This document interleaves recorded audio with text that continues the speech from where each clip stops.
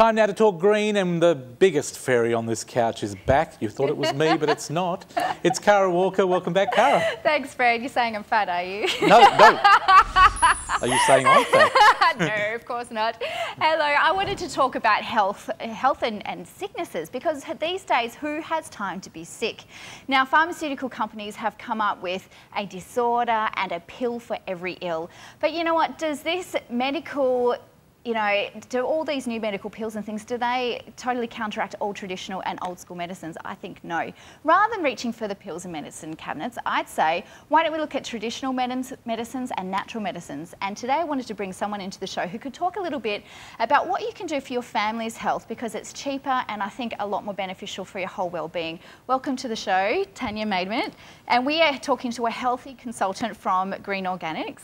Now, you work with essential oils. Can you tell us a bit about essential oils? Sure, Cara. Thanks for having me along today. That's all right.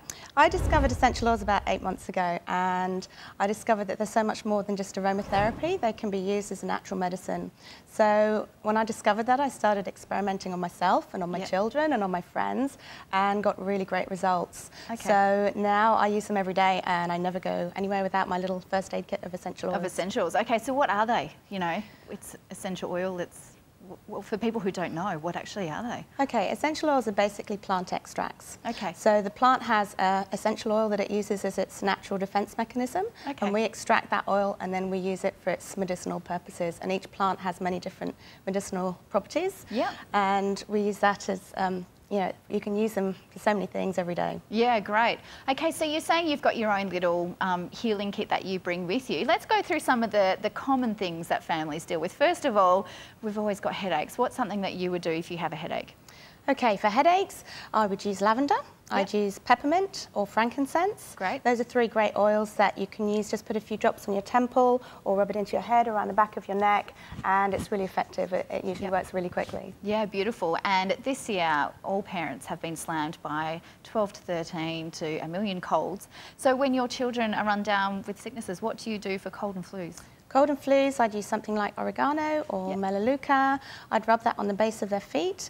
Putting them on the base of the feet is a really good place to apply the oils, because your pores are a lot bigger there and the oils get absorbed really quickly. Okay. And also your skin's not so sensitive. So that's great to help boost your immune system. And the great thing about essential oils is that they fight against bacteria and viruses. Right. So they're really effective for fighting off any viral infections. And I'd also use something like eucalyptus that you can use to put a bit on your hand and breathe it in, or rub some on your chest.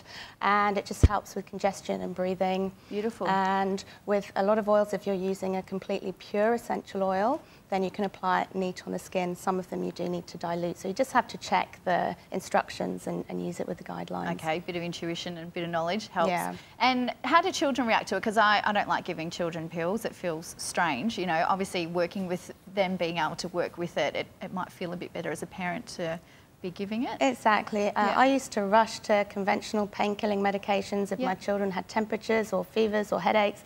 And now I can just use the essential oils instead and go to that first. Great. And the kids love it. You know, I rub some on their feet, and it helps with their pain relief.